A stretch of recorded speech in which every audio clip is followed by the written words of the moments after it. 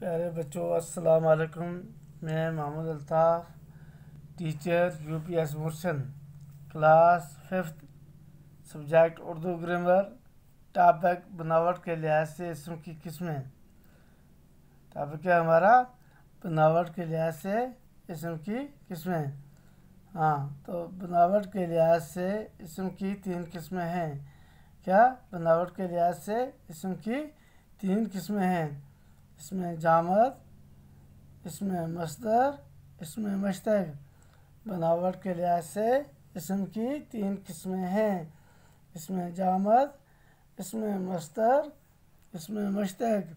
اسم جامد اسم کی ایک قسم ہے جو نہ تو خود کسی اسم سے بنا ہو اور نہ ہی کوئی اسم اس سے بن سکے، جیسے پتھر، کرسی، میز، کپڑا، کتاب وغیرہ.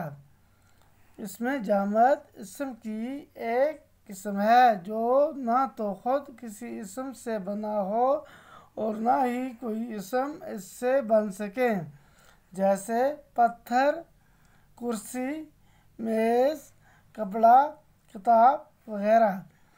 اسم مصدر اسم کی وہ قسم ہے جو تو خود کسی اسم سے نہیں بنتا.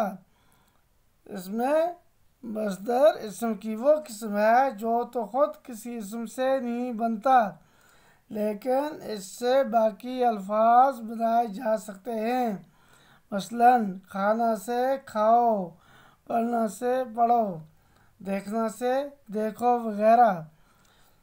اسم مشتق ایسا اسم ہے جو کسی مصدر سے نکلا ہو.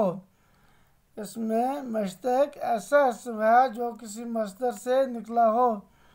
اس سے اسم مشتق کہا جاتا ہے.